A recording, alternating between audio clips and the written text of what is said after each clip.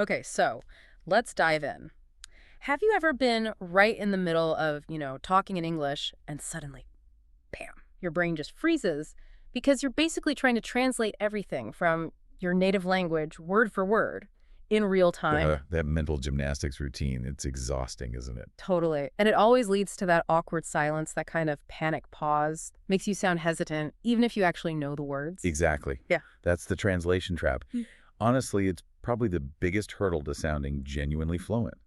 And what we're digging into today, especially drawing from training your brain for English fluency, is that fluency isn't really about your mouth initially. It starts in the mind. It starts in the mind. So our mission here is to break down those specific step-by-step ways to, well, teach your brain to just think in English. Cut out the middleman. Okay, I get the concept, but breaking a habit that deep, it sounds pretty tough. Like, how do you even start without getting totally overwhelmed? That is the challenge. And the sources, thankfully, give us a really structured path. Think of it like a roadmap. We've got 7 basic steps to just build a habit. Then 7 sort of genius accelerators to speed things up. Accelerators, I like that. Yeah.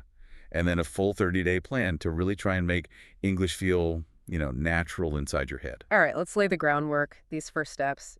You're saying they're just about getting the habit going, not about being perfect. Exactly. Forget perfection for now. It's all about consistency.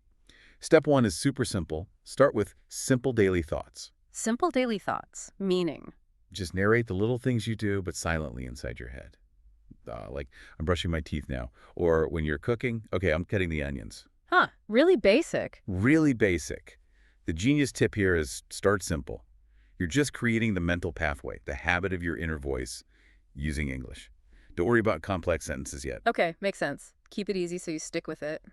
Then, once that internal voice starts, step 2 sounds quite physical. Label your world in English. It is physical, and that's kind of the point. You literally look at things around you. Your desk, your coffee mug. Right. The chair, the window, whatever. And you say the English name out loud. This is a table. This is a lamp. Why out loud, though? Why not just think it, like step 1? Good question.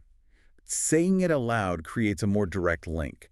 Your brain connects the physical object directly to the English sound and word. It basically skips the step of thinking of the word in your native language first. Ah, okay, so you're bypassing the translation circuit entirely. Exactly. You're kind of relabeling your reality directly in English. I like that, relabeling reality. Okay, step 3. This one seems to hit on why learners sometimes sound a bit stiff.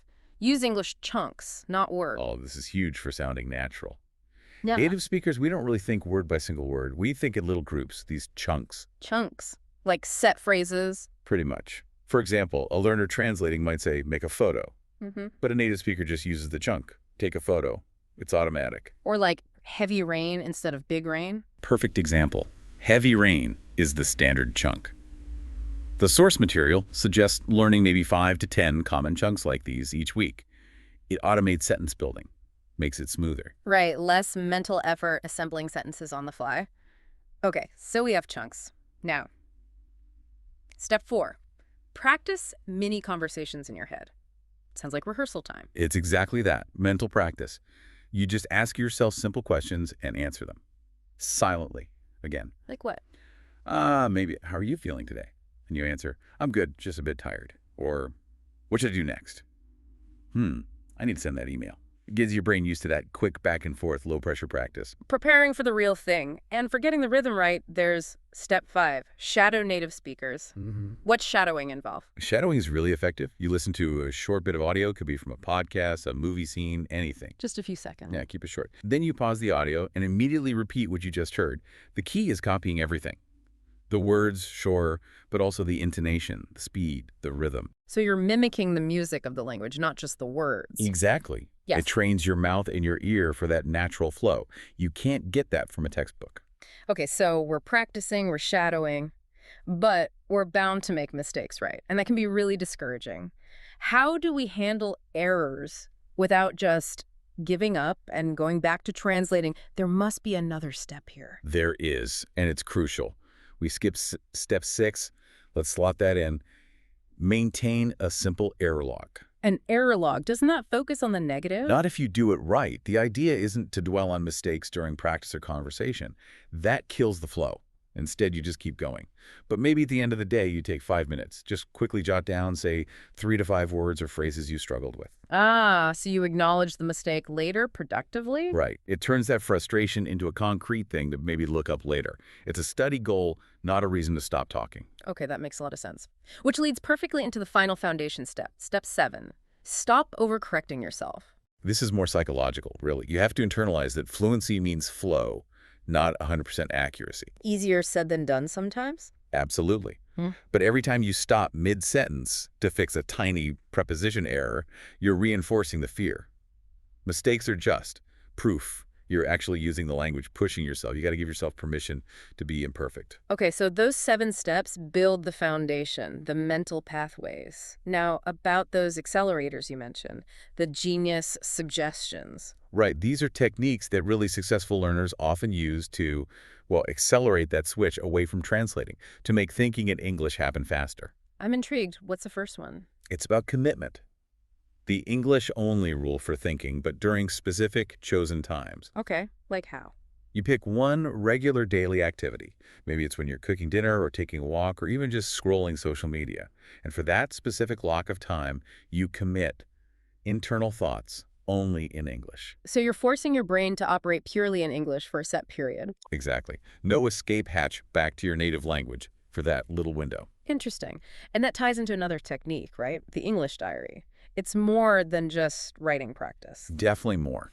The sources suggest writing, say, 5 to 10 sentences each night about your day. Simple stuff. But the rule is? The rule is strict. Yeah. Write directly in English. Don't think it in your native language and then translate it onto the page. If you catch yourself doing that, stop.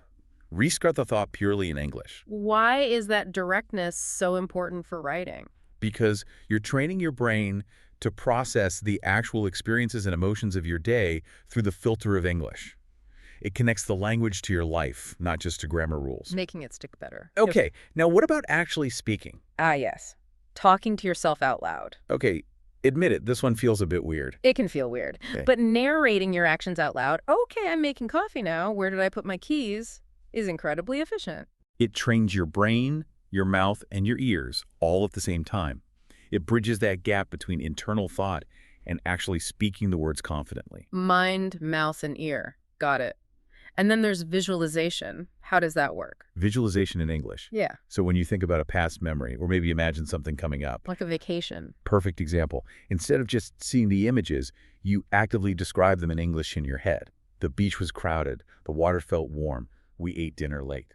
You're attaching English words directly to your mental images and feelings. Connecting language to sensory experience. Exactly, and you can amplify that emotional connection with music and movies. How watching isn't enough, right? All right, it's about active engagement. Singing along to English songs, Yeah.